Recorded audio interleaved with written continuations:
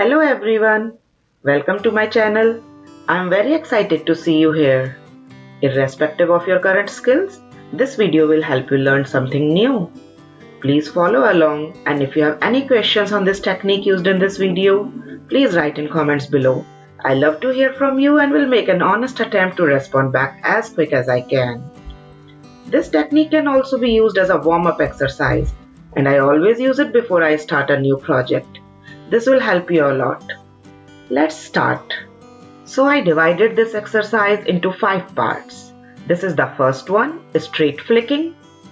So in this flicking, you are supposed to make straight flicks and use your wrist for every flick movement.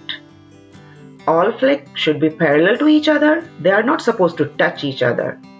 You cannot start from that line. You cannot start after that line. Your flick should not go up and down, and it cannot be blunt-ended. They all are supposed to be thick to thin, and one flick in one stroke.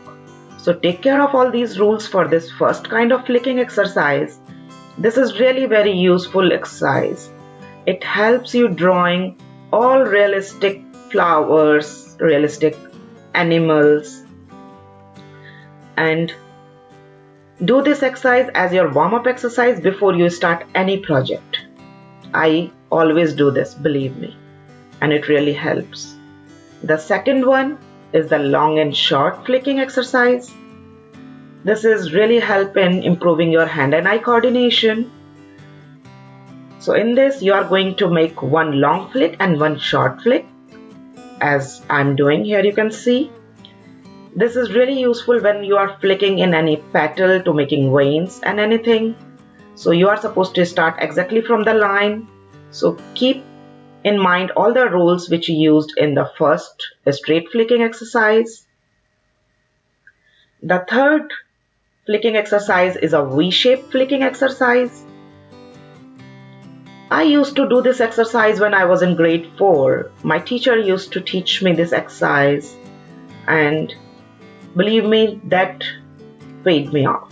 Like, it really helps when you do very good big project and draw something realistic.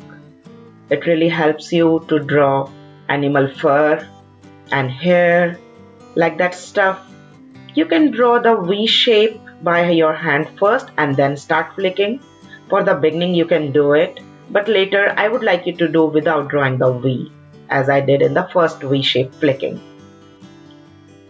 So you must be thinking, what is the use of these kind of flicking exercise? So before telling you the fourth and fifth exercise, let me tell you the uses for this flicking exercise. The uses of this flicking exercise is unlimited. You can use this for blending. When you are blending 2 or 3 shades in one petal, like light pink, dark pink, purple in one petal. So if you do all flicking in the petal as you are seeing in this picture, it really helps to draw the veins. For making fur, for the small fur over the eyes, over the nose, you use this kind of flicking. For making all grass blades, you use this flicking exercise a lot.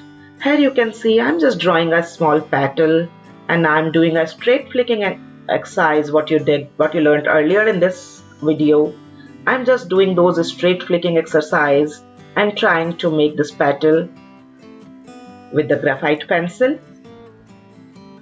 This is really useful. I generally keep doing it. So the fourth exercise is the contour flicking exercise. In the contour flicking exercise, you are supposed to draw a C shape and do the flicking in the contour like little curve, like the edge. As you see in this peacock feather, all the feathers are ended with the very thin edge so that it's giving a soft look. So in this contour exercise, whenever you want to give any 3D shape, you use this contour kind of flicking.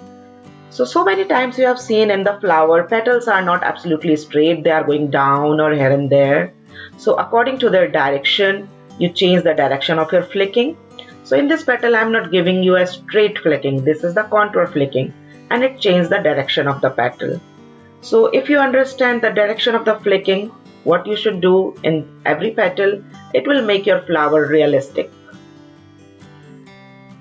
Here I am drawing a grass. So in this grass blade, as you see, all grass blades are not straight. They are going here and there with the air.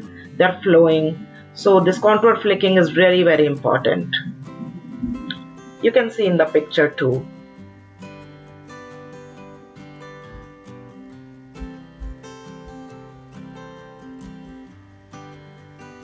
So I suggest you keep repeating, keep practicing this exercise.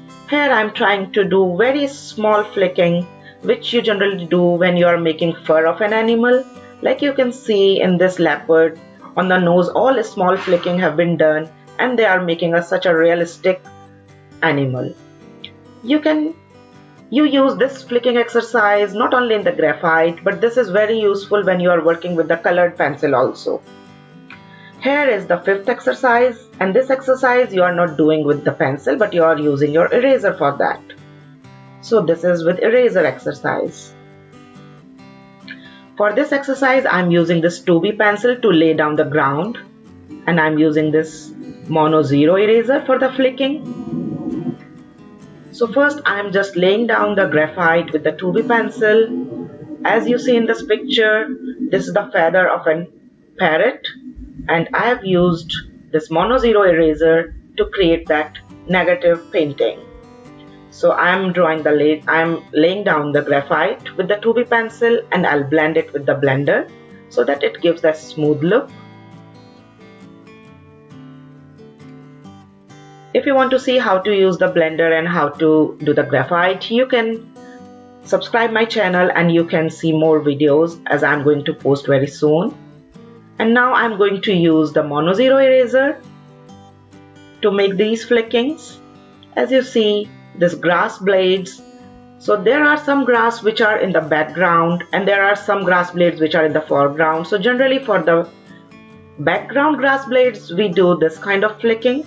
So whatever is like dull and white will recede in the background, and when we use pencil over it, so that now after this we are going to use pencil over it, so these grass blades will come forward and you can see that 3D impression, like this is a whole bunch of the grass blades you can make with the help of the eraser and the pencil together.